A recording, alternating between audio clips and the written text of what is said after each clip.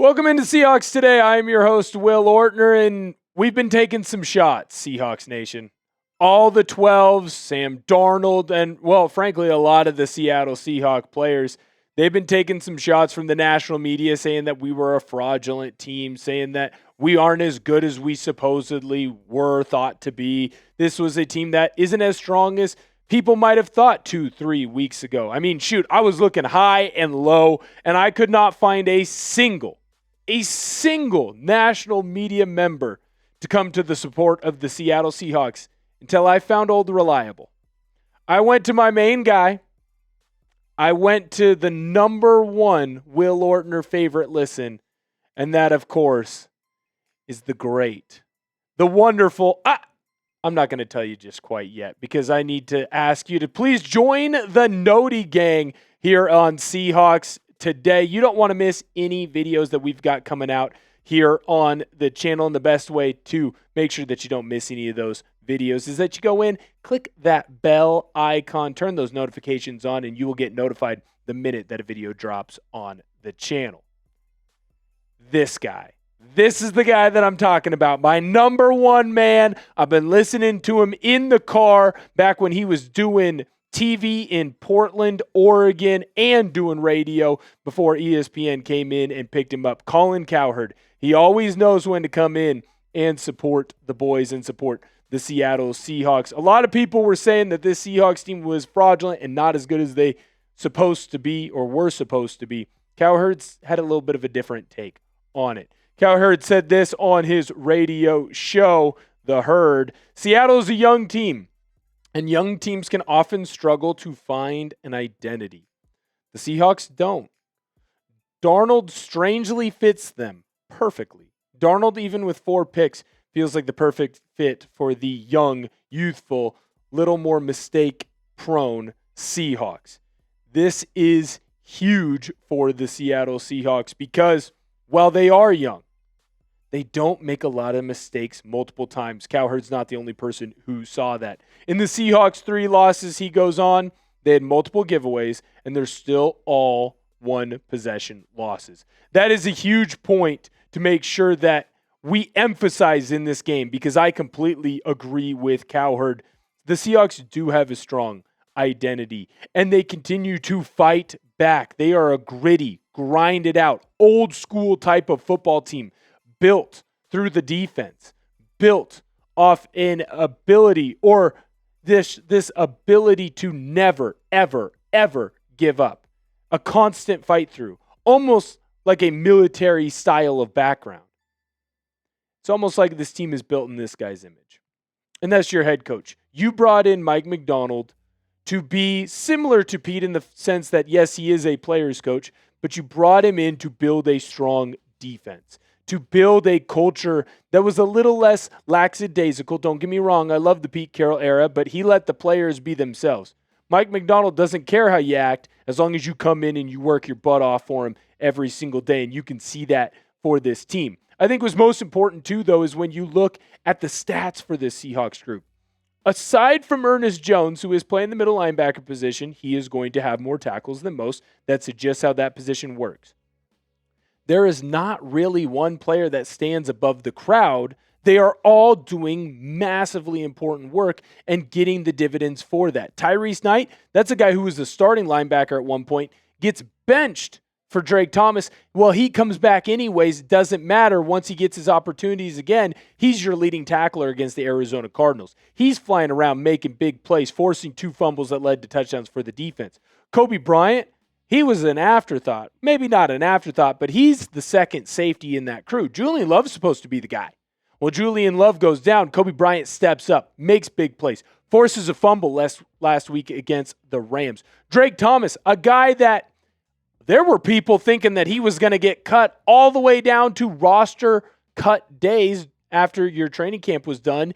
Not only does he make the team, then he ends up beating out Tyrice Knight for that starting spot, and he's been anything but a letdown for this team. He's been a massive player for you. He's got 48 tackles. And then Ty Okada, the guy who had to fill in for Julian Love, a guy who at one point people were screaming from the mountaintops, maybe myself included, that he need to be benched. They need to go and pick up a safety in a trade piece or in free agency after his performance against the Tampa Bay Buccaneers. Guess what? That guy's your fifth leading tackler, filling in for an injured Julian Love. How huge is that from this tackling crew? Then you go to your sack leaders. Again, this defensive line is continuing to get in the backfield every single game. They are almost unblockable at this point in the year. Everyone's still right around the same mark when it comes to the sack leaders. And these are your top four guys: Uchenna Nwosu, Leonard Williams, Byron Murphy, DeMarcus Lawrence, all within a sack and a half of each other. Why? Because they're unselfish. They're relentless in their pursuit of getting into the backfield. Not only do they do a great job of getting to the passer, but they also do a great job of stopping the run. This team is built off of a tough-nosed defense. When you've seen your most success in Seattle, it's been because you have that strong defense. You are a team that is built to win now, but also to win in the future because you have guys who are bought into the program, unselfishly willing to give up opportunities for others or to allow others to make big plays as well. But at the same time, when they get their opportunities to expand, to make big plays, to shine when the lights are the brightest, this team makes sure to do that. Cowherd had more to say, but before we get into that, I want to let you know about the sub battle. Monday was pretty weak for Seahawks today. Titans today, we're taking them on. I want to beat Chat Sports host Brett Alper. Want to make sure that the Seahawks channel gets more subscribers than the Titans channel. By the way, we're getting dangerously close to that 76K mark. So help us beat the Titans. Subscribe to the channel. You don't want to miss any Seahawks news, as well as we want to beat Brett Alper. Cowherd wasn't done. I mentioned it. He goes on to what the Seahawks would do in a rematch against the LA Rams. But before we get into that, I got to let you know about the fine sponsor of today's video, and that, of course, is our good friends over at PrizePicks. The hard-hitting football action is even better with PrizePicks. The weather might be changing, but the feeling of being right never gets old. So keep the season rolling on PrizePicks by getting $50 instantly in lineups when you play your first $5. PrizePicks is simple to play. Just pick more or less on any 2 to 6 player stat projections, and if your picks are right, you could cash in. PrizePicks invented the flex play, which means you can still cash out if your lineup isn't perfect. You can double your money even if one of your picks doesn't hit. PrizePicks is the best way to win cash this football season. Which players are going off? Which ones are overhyped? Make your picks in less than 60 seconds and turn your takes into cash all season long on PrizePicks. I have a 3-pick power play for this weekend's action. Cam Ward, less on his pass yards. JSN, more on his receiving yards. Rashid Shaheed, more on his receiving yards as well. Download the app today and use code CLNS to get $50 in lineups after you play your first $5 lineup. That's code CLNS to get $50 in lineups after you play your first $5 lineup. PrizePicks. It's good to be right.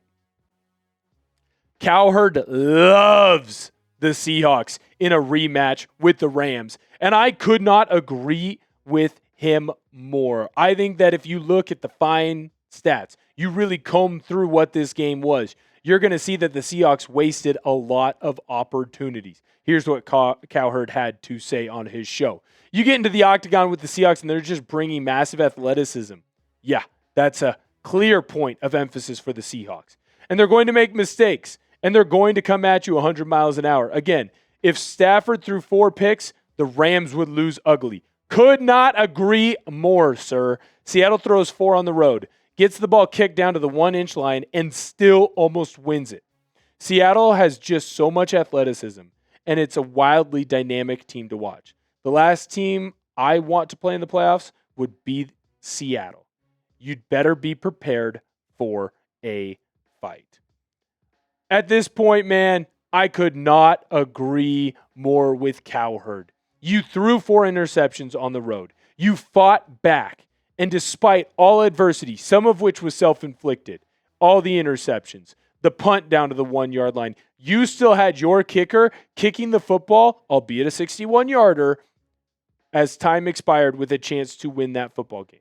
After all the penalties, after all the missed throws, after getting in such a hole in that first quarter, you were still there on the road against the team that everyone is saying is the best team in the NFC. And you're only a game behind them. You're only one. You're going to get a rematch against them under the arches. I think the Seahawks are going to take care of business on that Thursday night matchup. But what you need to do is continue to win the rest of the way through. Do you agree with Cowherd here? Is Cowherd correct on the Seahawks playoff chances? Is he correct on the Seahawks in the rematch? Let me know what you think down below in the comments. Sound off. Hey, who knows? Maybe you'll even get a response from me. I've said it a couple times in videos. I've said it a couple times today. This game told me more about the Seahawks than it did the Rams. If the Rams can have a team that gives up 4 interceptions and they don't blow them out of the water, that is more of a problem on the Rams than the team that had the interceptions. Do not get me wrong. Sam Darnold clearly has a Los Angeles Rams problem.